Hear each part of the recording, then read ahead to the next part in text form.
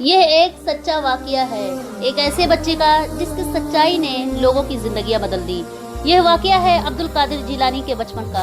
جب وہ علم حاصل کرنے کے لیے گھر سے نکلے، راستہ لمبا تھا اور حالات بھی آسان نہیں تھے۔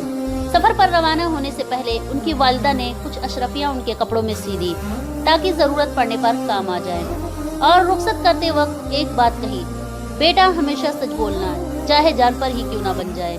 یہ الفاظ انہوں نے اپنے دل میں بسا لیے اور سفر کو شروع کر دیا۔ کچھ دنوں بعد قافلہ ایک سنسان علاقے سے گزر رہا تھا کہ اچانک ڈاکوؤں نے حملہ کر دیا۔ لوگ گھبرا گئے، ہر طرف شور اور خوف پھیل گیا۔ ڈاکو ایک ایک کر کے سب کا سامان لینے لگے۔ اسی دوران ایک ڈاکو اس بچے کے پاس آیا اور ہلکے انداز میں پوچھا: تمہارے پاس کچھ ہے؟ بچے نے سیدھا جواب دیا: ہاں، میرے پاس 40 اشرفیاں ہیں۔ ڈاکو نے اسے سنجیدگی سے نہیں لیا اور آگے بڑھ گیا، لیکن جب یہ بات سردار تک پہنچی تو اس نے بچے کو بلایا اور دوبارہ پوچھا: سچ سچ بتاؤ، تمہارے پاس کیا ہے؟ بچے نے پھر وہی جواب دیا: میرے پاس 40 اشرفیاں ہیں۔ جب تلاشی لی گئی تو واقعی اشرفیاں نکل آئیں۔ یہ دیکھ کر سردار کچھ لمحے کے لیے خاموش ہو گیا، پھر اس نے پوچھا: تم نے سچ کیوں بتایا؟ تم اسے چھپا بھی سکتے تھے۔ بچے نے بہت سادہ انداز میں کہا: مجھے میری ماں نے سچ بولنے کو کہا ہے، میں جھوٹ نہیں بول سکتا۔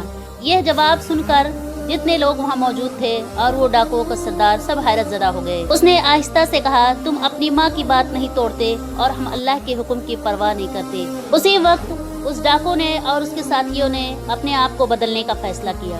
یہ واقعہ ہمیں ایک بات سکھاتا ہے کہ سچ بولنا کبھی آسان نہیں ہوتا، لیکن اس کا اثر بہت بڑا ہوتا ہے۔